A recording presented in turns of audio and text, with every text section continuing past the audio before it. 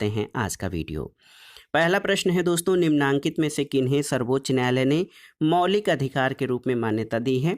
Option देखिए, आवास का अधिकार, विदेश यात्रा का अधिकार और समान कार्य के लिए समान वेतन का अधिकार। तो सही उत्तर ऑप्शन डी हो जाएगा। 1, 2, 3 तीनों सही हैं।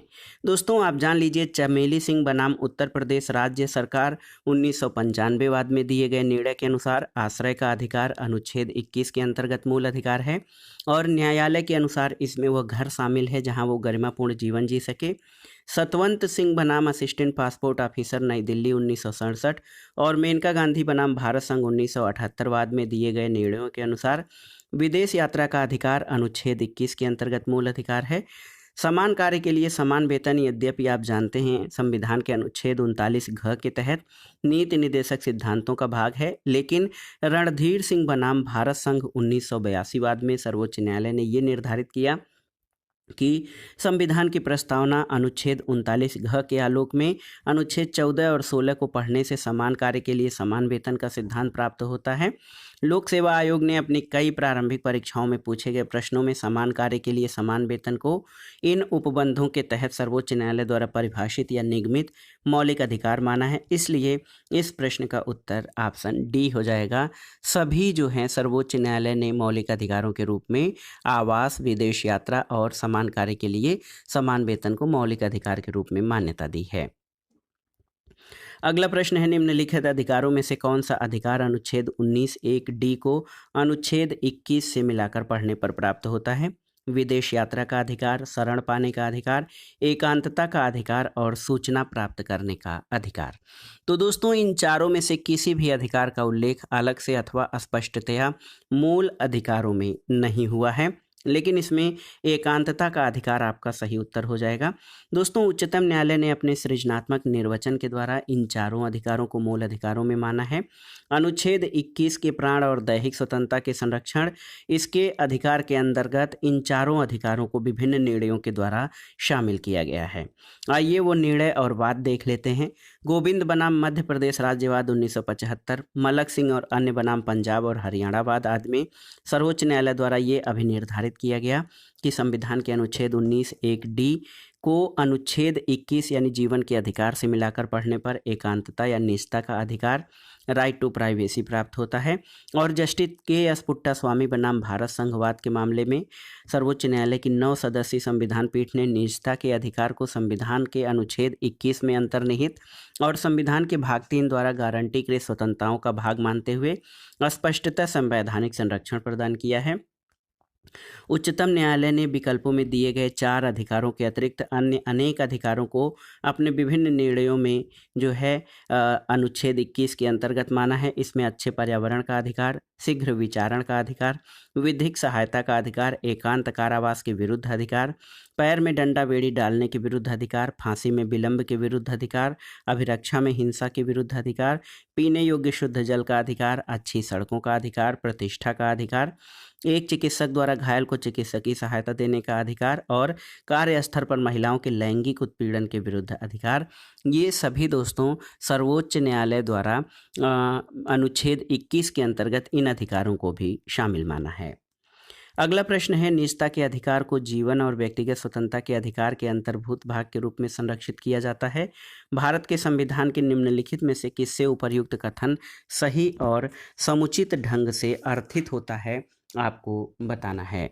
तो सही उत्तर हो जाएगा अनुच्छेद 21 और भाग 3 में गारंटी की गई स्वतंत्रताएं। तो आप जान लीजिए कि अनुच्छेद 21 और भाग 3 में गारंटीकृत स्वतंत्रताओं के अंतर्गत ये सही और सुमेलित ढंग से अर्थित होता है। 24 अगस्त 2017 को सर्वोच्च न्यायालय की 9 सदस्यीय संविधान पीठ ने निजता के अधिकार को मौलिक अधिकार का दर्जा दिया है और ये कहा कि निजता का अधिकार जीवन और व्यक्तिगत स्वतंत्रता के अधिकार के भाग के रूप में संरक्षित है। अगला प्रश्न है, भारत के संविधान के किस अनुच्छेद के अंतर्गत निजता का अधिकार संरक्षित है? तो सही उत्तर है अनुच्छेद 21 के अंतर्गत। अगला प्रश्न है, भारत के संविधान का कौन सा अनुच्छेद अपनी पसंद के व्यक्ति से विवाह करने के किसी व्यक्ति के अधिकार को संरक्षण देता है? तो सही उत्तर अनुच्छेद 21। 27 मार्च 2018 को गैर सरकारी संगठन शक्ति वाहिनी बनाम भारत संघवाद में उच्चतम न्यायालय ने जीवन साथी चुनने के अधिकार को मूल अधिकार मानते हुए इसे अनुच्छेद 21 में निहित माना है। अगला प्रश्न है, निम्नलिखित में से संविधान के अनुच्छेद 21 के दायरे में नहीं आता है क्या? एक, चिकित्सक द्वारा घायल को चिकित्सकीय सहायता, कार्यस्थल पर महिलाओं को लैंगिक उत्पीड़न, पानी की गुणवत्ता को दूषित करना या मृत्युदंड।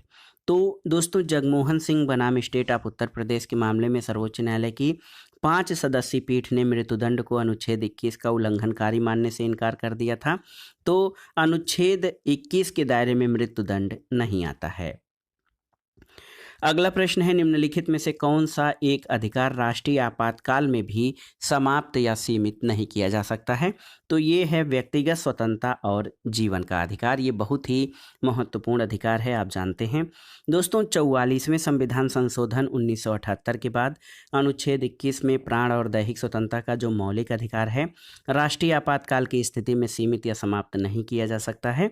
यदि राष्ट्रीय आपातकाल युद्ध या बाह्य आक्रमण के आधार पर घोषित हुआ है तो सभी मूल अधिकार स्थगित किए जा सकते हैं, लेकिन अनुच्छेद 21 और अनुच्छेद 20 को स्थगित नहीं किया जा सकता है। दूसरी ओर, यदि सशस्त्र विद्रोह के कारण आपातकाल घोषित हुआ है तो अनुच्छेद 21 और 20 तथा अनुच्छेद 19 का जो है इसमें कुछ अधिकारों का संरक्षण भी है। और अनुच्छेद 358 अनुच्छेद 19 द्वारा दिए गए मूल अधिकारों के निलंबन से संबंधित है, जबकि अनुच्छेद 359 अन्य मूल अधिकारों के निलंबन अनुच्छेद 20 और 21 द्वारा प्रदत्त अधिकारों को छोड़कर उनसे संबंधित है। अगला प्रश्न है, उच्चतम न्यायालय के किस मामले के निर्णय के कारण संविधान के अनुच्छेद 21 के कार्यक्षेत्र का विस्तार कर शिक्षा के अधिकार को उसमें शामिल किया गया है? तो ये है उन्नी कृष्णन बनाम आंध्र प्रदेश राज्य। दोस्तों, उच्चतम न्यायालय ने वर्ष 1993 में 14 वर्ष की आयु के बच्चों के लिए निःशुल्क शिक्षा के अधिकार के रूप में उन्नी कृष्णन और अन्य बनाम आंध्र प्रदेश राज्य के बाद में ये कहते हुए संगठित किया कि इस देश के नागरिक को शिक्षा का मौलिक अधिकार प्राप्त है। ये अधिकार अनुच्छेद 21 से मिला है। हालांकि यह एक निरपेक्ष अधिकार नहीं है। इसकी विषय वस्तु और मानदंडों को अनुच्छेद 45 और 41 के आलोक में निर्धारित करना पड़ेगा। अगला प्रश्न है, 6 से 14 वर्ष की आयु के बीच के सभी बच्चों को शिक्षा का अधिकार क्या है? तो उत्तर है अब ये मूल अधिकार है। दोस्तों, 86वें संविधान संशोधन 2002 के द्वारा प्राथमिक शिक्षा को मूल अधिकार बना दिया गया है। इसके द्वारा संविधान के भाग 3 में नया अनुच्छेद 21 क जोड़ा गया है और इसके अनुसार राज्य 6 से 14 वर्ष की आयु के सभी बालकों के लिए निःशुल्क और अनिवार्य शिक्षा की व्यवस्था करेगा। साथ ही अनुच्छेद 45 के संशोधित निर्देशक तत्व के आधार पर राज्य 6 वर्ष की आयु पूर्ण करने तक सभी बच्चों को आरंभिक शिशुत्व देखरेख उपलब्ध कराने का प्रयत्न करेगा। इसी क्रम में शिक्षा का अधिकार अधिनियम 2009 संसद द्वारा पारित किया गया है, जो संविधान संशोधन के साथ 1 अप्रैल 2010 से प्रभावी हुआ है। तो याद रखिएगा दोस्तों, 1 अप्रैल 2010 से ये अधिकार प्रभावी हुआ। इसके अलावा शिक्षा का अधिकार मानवाधिकार यानी ह्यूमन राइट्स भी है। सूचना का अधिकार भी मानवाधिकारों की सार्वभौम घोषणा का भाग है और सर्वोच्च न्यायालय के निर्णयों के अनुसार सूचना का अधिकार भारतीय संविधान के अनुच्छेद 19(1) क में उल्लिखित वाक और अभिव्यक्ति की स्वतंत्रता में निहित है, हालांकि यह संविधान में उल्लिखित नहीं है। अगला प्रश्न है, भारतीय संविधान में संशोधन करके शिक्षा का अधिकार कब जोड़ा गया है? तो उत्तर है 1 अप्रैल 2010 को। अगला प्रश्न है, निम्नलिखित में से कौन सा एक मानव अधिकार भारतीय संविधान के अंतर्गत मौलिक अधिकार भी है? तो ये है शिक्षा का अधिकार। शिक्षा का अधिकार यूं तो मानवाधिकार है, लेकिन ये भारतीय संविधान के अंतर्गत ये मौलिक अधिकार भी है। अगला प्रश्न कथन और कारण से सही संबंधित है। कथन है कि राज्य 6 से 14 वर्ष के सभी बच्चों को निःशुल्क और अनिवार्य शिक्षा प्रदान करेगा। बिल्कुल सही है। कारण है कि एक प्रजातांत्रिक समाज में शिक्षा का अधिकार मानवाधिकार के रूप में विकास के अधिकार की व्याख्या के लिए अपरिहार्य है। तो बिल्कुल सही। कथन और कारण दोनों सही हैं और कारण कथन की सही व्याख्या करता है। आप जान लीजिए, संविधान के भाग 3 में अनुच्छेद 21 के अनुसार राज्य 6 से 14 वर्ष के सभी बच्चों को निःशुल्क और अनिवार्य शिक्षा देगा और शिक्षा का अधिकार एक महत्वपूर्ण मानवाधिकार भी है। एक प्रजातांत्रिक समाज में यह मानवाधिकार के रूप में विकास के अधिकार की व्याख्या के लिए अपरिहार्य है। व्यक्तित्व के विकास के लिए भी शिक्षा अनिवार्य है। अगला प्रश्न है, भारत के संविधान में शोषण के विरुद्ध अधिकार द्वारा निम्नलिखित में से कौन से परिकल्पित हैं? ऑप्शन देखिए, मानव देह का व्यापार और बंधुआ मजदूरी का निषेध, अस्पृश्यता का उन्मूलन, अल्पसंख्यकों के हितों की सुरक्षा और कारखानों और खादानों में बच्चों के नियोजन का निषेध। तो आपसे पूछा गया है शोषण के विरुद्ध अधिकारों में कौन कौन से शामिल हैं? तो 1 और 4 ऑप्शन सी सही उत्तर हो जाएगा। दोस्तों आप जान लीजिए, भारतीय संविधान के भाग 3 में मौलिक अधिकारों के अंतर्गत अनुच्छेद 23 और 24 के तहत शोषण के विरुद्ध अधिकार का उल्लेख किया गया है। अनुच्छेद 23 में मानव के दुर्व्यापार और बलात्श्रम का प्रतिषेध है और अनुच्छेद 24 के तहत कारखानों आदि में बालकों के नियोजन का प्रतिषेध किया गया है। अगला प्रश्न है, भारतीय संविधान का कौन सा अनुच्छेद बच्चों के शोषण के विरुद्ध मौलिक अधिकारों से संबंधित है? तो बहुत ही आसान सा और क्लियर प्रश्न है, ये अनुच्छेद 24 है और इसमें कहा गया है कि 14 वर्ष के कम आयु के किसी बालक को किसी कारखाने में या खान में काम करने के लिए नियोजित नहीं किया जाएगा और न ही अन्य संकटमय नियोजन में ही लगाया जाएगा। अगला प्रश्न है, भारत के संविधान का अनुच्छेद 24 जोखिमपूर्ण कार्यों से संबंधित कारखानों में बालकों के नियोजन का निषेध करता है। ऐसा निषेध है तो ये ऐसा निषेध पूर्ण निषेध है और आप जान लीजिए कि 24 वर्ष से अनुच्छेद 24 के अंतर्गत 14 वर्ष से कम आयु के बालकों को जो है किसी भी कारखाने या खान में काम करने के लिए नियोजित नहीं किया जाएगा। अगला प्रश्न है, भारत के संविधान के अंतर्गत कौन सा अनुच्छेद कारखानों में बालकों के नियोजन का प्रतिषेध करता है? तो अनुच्छेद 24 है। मूल अधिकारों से संबंधित संविधान के निम्नलिखित अनुच्छेदों में से कौन एक प्रत्यक्ष रूप से बालकों के शोषण से संबद्ध है? तो सही उत्तर अनुच्छेद 24। अगला प्रश्न है, ICPR के अनुच्छेद द्वारा बाल अधिकार संरक्षित किया गया है, किस अनुच्छेद के द्वारा? तो सही उत्तर है अनुच्छेद 24। दोस्तों, international covenant on civil and political rights के अनुच्छेद 24 के द्वारा बाल अधिकार को सुरक्षित रखा गया है। और आप एक चीज़ याद रख लीजिए कि भारतीय संविधान के अनुच्छेद 24 के द्वारा भी बाल अधिकारों का संरक्षण किया गया है। अगला प्रश्न है दोस्तों, संविधान का कौन सा अनुच्छेद दोष सिद्धि के संबंध में अभियुक्तों को दोहरे दंड और स्व अभिशंसन से संरक्षण प्रदान करता है? तो सही उत्तर क्या हो जाएगा? ये है अनुच्छेद 20। और अनुच्छेद 20(2) के अनुसार किसी व्यक्ति को एक ही अपराध के लिए एक बार से अधिक अभियोजित और दंडित नहीं किया जा सकता। और 20(3) के अनुसार किसी अपराध के लिए अभियुक्त किसी व्यक्ति को स्वयं अपने विरुद्ध साक्षी होने के लिए बाध्य नहीं किया जा सकता है। अगला प्रश्न है, किसी अपराध के अभियुक्त को स्वयं अपने विरुद्ध गवाह बनने के लिए बाध्य नहीं किया जा सकता है। संविधान के किस अनुच्छेद में यह प्रावधान है? तो उत्तर है अनुच्छेद 20(3) में। अगला प्रश्न है, किसी व्यक्ति को एक ही अपराध के लिए एक बार से अधिक अभियोजित और दंडित नहीं किया जा सकता है। अपराधों के लिए दोष सिद्धि के संबंध में ये संरक्षण किस अनुच्छेद के अंतर्गत दिया गया है, आपको बताना है। तो सही उत्तर हो जाएगा इस प्रश्न का अनुच्छेद 20 ऑप्शन बी। अगला प्रश्न है, बंदी बनाए गए व्यक्ति के मौलिक अधिकारों की रक्षा के लिए कौन से अनुच्छेद में जो है अधिकार दिए गए हैं? तो सही उत्तर है अनुच्छेद 22। दोस्तों, संविधान के अनुच्छेद 22 में कुछ दशाओं में गिरफ्तारी और निरोध से संरक्षण प्रदान किया गया है। इस अनुच्छेद के खंड 1 के अनुसार किसी व्यक्ति को जो गिरफ्तार किया गया है, ऐसी गिरफ्तारी के कारणों से यथाशीघ्र अवगत कराए बिना अभिरक्षा में निरुद्ध नहीं रखा जाएगा और अपनी रुचि के विधि व्यवसायी से परामर्श करने और प्रतिरक्षा कराने के अधिकार से वंचित नहीं रखा जाएगा।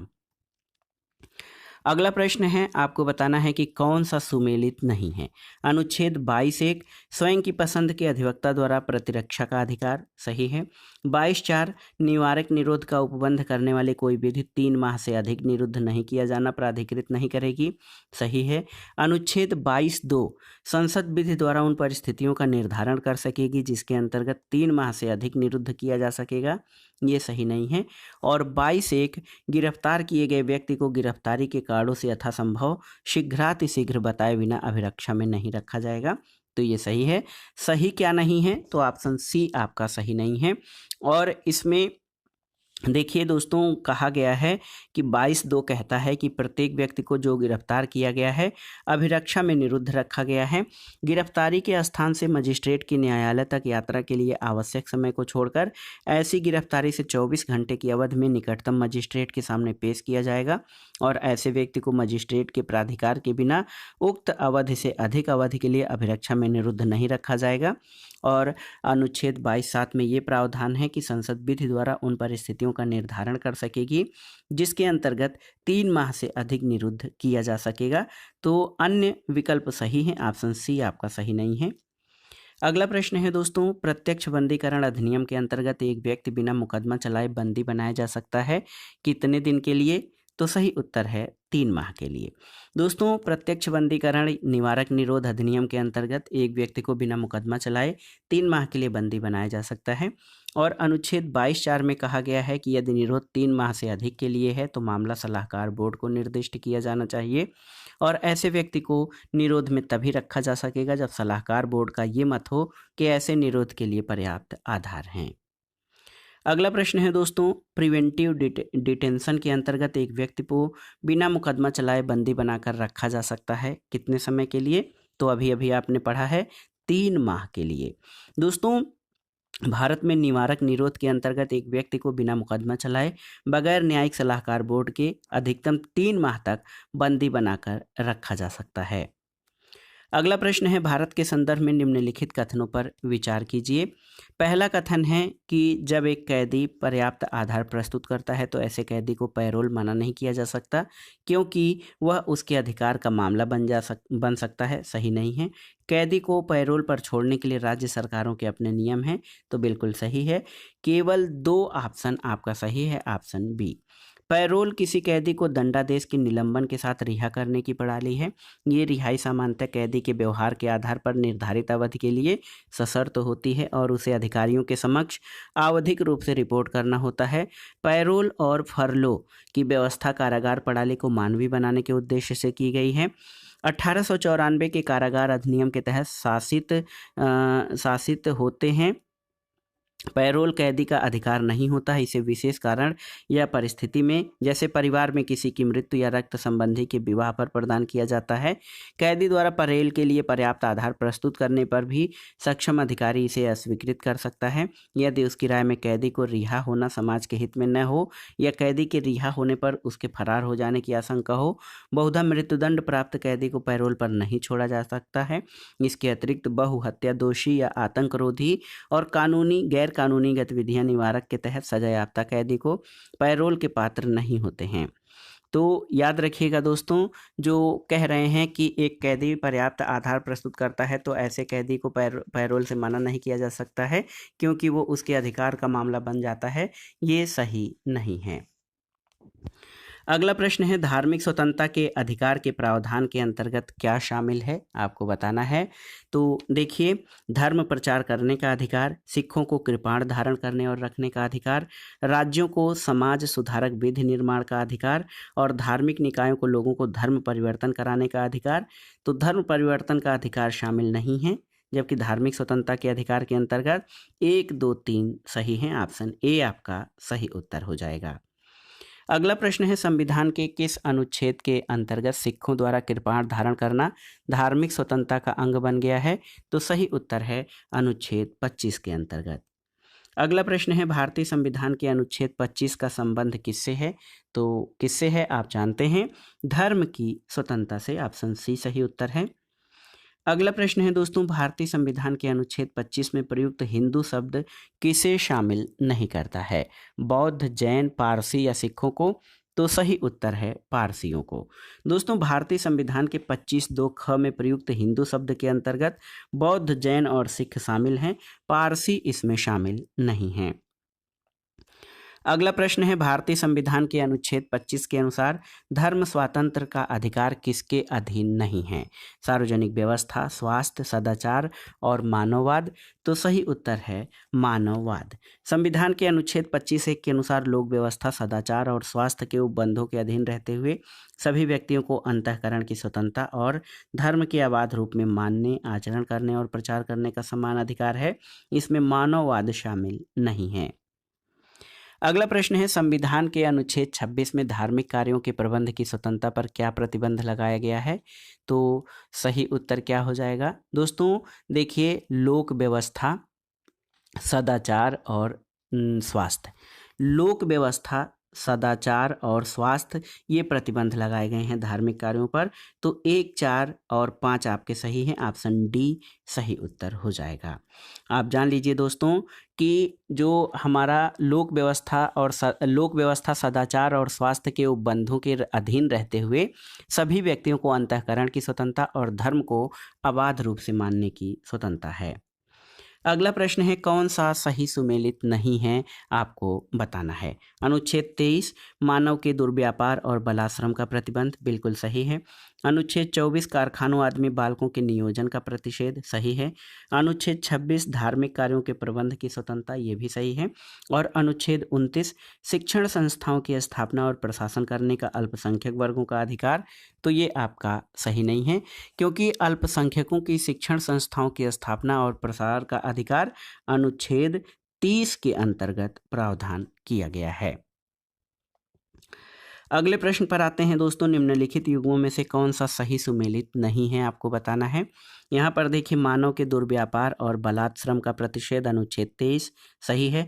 अल्पसंख्यक वर्गों के हितों का संरक्षण अनुच्छेद 29, संवैधानिक उपचारों का अधिकार अनुच्छेद 32 और शिक्षा संस्थाओं की स्थापना तथा प्रशासन करने का अल्पसंख्यक वर्गों का अधिकार अनुच्छेद 31, ये आपका सही नहीं है, क्योंकि अल्पसंख्यकों को शिक्षा संस्थाओं की स्थापना और प्रशासन का अधिकार अनुच्छेद 30 में दिया गया है।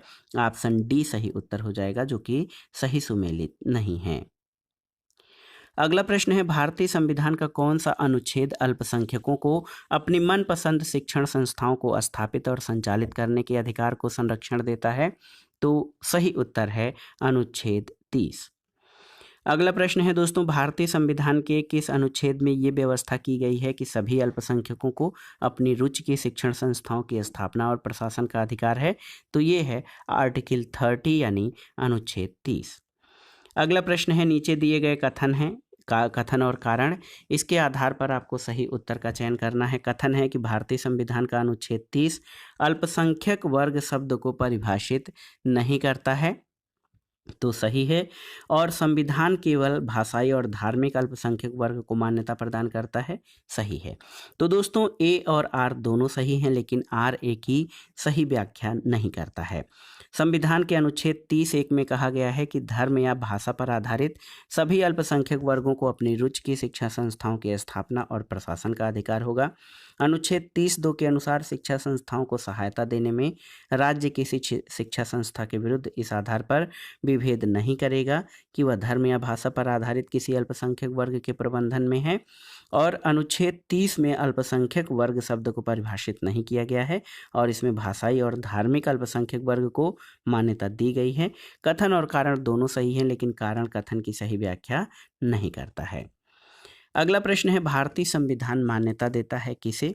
तो भारतीय संविधान दोस्तों धार्मिक और भाषाई अल्पसंख्यकों को मान्यता देता है। ऑप्शन सी सही उत्तर है। अगला प्रश्न है, निम्नलिखित में से किसको संविधान द्वारा मौलिक अधिकारों को लागू करने की शक्ति दी गई है? तो आप जान लीजिए, सर्वोच्च न्यायालय और उच्च न्यायालय दोनों को मौलिक अधिकारों को लागू करने की शक्ति दी गई है। और संविधान के अनुच्छेद 13 जो मौलिक अधिकारों के उल्लंघन के विरुद्ध न्यायालयों को न्यायिक पुनर्विलोकन की शक्ति प्रदान करता है। ये शक्ति उच्चतम न्यायालय को अनुच्छेद 32 के तहत और उच्च न्यायालयों को अनुच्छेद 226 के तहत दी गई है। और अपनी इस शक्ति के अधीन उच्चतम न्यायालय और उच्च न्यायालय विधानमंडलों द्वारा पारित किसी भी अधिनियम को असंवैधानिक घोषित कर सकते हैं। संविधान के भाग 3 में दिए गए किसी भी उपबंध की असंगति में हो, उन सभी को वो असंवैधानिक घोषित कर सकते हैं। अगला प्रश्न आसान सा है, मौलिक अधिकारों का संरक्षक कौन है? तो न्यायपालिका। तो मौलिक अधिकारों का संरक्षक न्यायपालिका यानी उच्चतम न्यायालय और उच्च न्यायालय दोनों हैं। और अनुच्छेद 32 के तहत सर्वोच्च न्यायालय और अनुच्छेद 226 के तहत उच्च न्यायालय मौलिक अधिकारों के उल्लंघन की स्थिति में उपचार प्रदान करते हैं। अगला प्रश्न है, संविधान के अंतर्गत मूल अधिकारों का संरक्षक कौन है? तो आप जानते हैं सर्वोच्च न्यायालय। अगला प्रश्न है, भारतीय संविधान के अंतर्गत किसे मूल अधिकारों का संरक्षक समझा जाता है? तो न्यायपालिका को, ऑप्शन सी। अगला प्रश्न है, निम्नलिखित में से किस एक को नागरिकों के मौलिक अधिकारों का संरक्षक या अभिभावक माना जाता है? तो उच्चतम न्यायालय को। अगला प्रश्न है, निम्नलिखित कथनों में से कौन सा सही नहीं है? पहला कथन है कि के.एम. मुंशी संविधान का प्रारूप बनाने वाले समिति के सदस्य थे, सही है। संविधान सभा द्वारा भारतीय संविधान स्वीकार किया गया, सही है। बलवंत राय मेहता समिति रिपोर्ट 1957 के द्वारा पंचायती राज की संस्तुति की गई, सही है। और संविधान के अंतर्गत मूल अधिकारों का संरक्षक भारत का राष्ट्रपति है, ये आपका सही नहीं है, क्योंकि जुडिशरी या न्यायपालिका दोस्तों जो है मूल अधिकारों का संरक्षक है। तो ऑप्शन डी आपका सही सुमेलित नहीं है या सही कथन नहीं है। अगला प्रश्न है दोस्तों, निम्नलिखित में से कौन से अधिकार भारतीय संविधान के अनुच्छेद 32 के अंतर्गत प्रवर्तित किए जा सकते हैं? संवैधानिक, मौलिक, सांविधिक, उपरोक्त सभी। तो सही उत्तर क्या हो जाएगा? मौलिक अधिकार। दोस्तों, मौलिक अधिकार भारतीय संविधान के अनुच्छेद 32 के अंतर्गत उच्चतम न्यायालय द्वारा प्रवर्तित कराए जा सकते हैं और ये अनुच्छेद मौलिक अधिकारों को प्रवर्तित कराने के लिए संवैधानिक उपचारों का प्रावधान करता है। अगला प्रश्न है, निम्नलिखित में से किस एक अधिकार को डॉक्टर बी आर अम्बेडकर द्वारा संविधान की आत्मा कहा गया है? ऑप्शन देखिए, धर्म की स्वतंत्रता का अधिकार, संपत्ति का अधिकार, समानता का अधिकार और संवैधानिक उपचार का अधिकार। तो सही उत्तर है संवैधानिक उपचार के अधिकार को डॉक्टर बी आर अम्बेडकर द्वारा संविधान की आत्मा कहा गया है। तो इस प्रश्न की व्याख्या देख लेते हैं। डॉक्टर अंबेडकर ने अनुच्छेद 32 यानी संवैधानिक उपचारों के अधिकार को संविधान की आत्मा कहा है। उनका कहना है कि यदि मुझसे पूछा जाए कि संविधान में कौन सा विशेष अनुच्छेद सबसे महत्वपूर्ण है जिसके बिना ये संविधान शून्य हो जाएगा, तो मैं इसके सिवाय किसी दूसरे अनुच्छेद का नाम नहीं लूँगा। ये संविधान की आत्मा है। और एक तथ्य और है कि दोस्तों, संविधान की उद्देशिका को संविधान की आत्मा माना गया है। संविधान का अनुच्छेद 32 संवैधानिक उपचारों का अधिकार देता है। इसका मूल उद्देश्य मूल अधिकारों के संरक्षण के लिए गारंटी और प्रभावी, सुलभ तथा संज्ञेय उपचारों की व्यवस्था करना है। तो दोस्तों देख लीजिए, बहुत ही महत्वपूर्ण प्रश्न है। ऐसे अगर जो पूछा जाएगा संविधान का हृदय और आत्मा क्या है, तो हो जाएगा संविधान की प्रस्तावना। लेकिन बी आर अम्बेडकर ने किसे संविधान का आत्मा कहा है?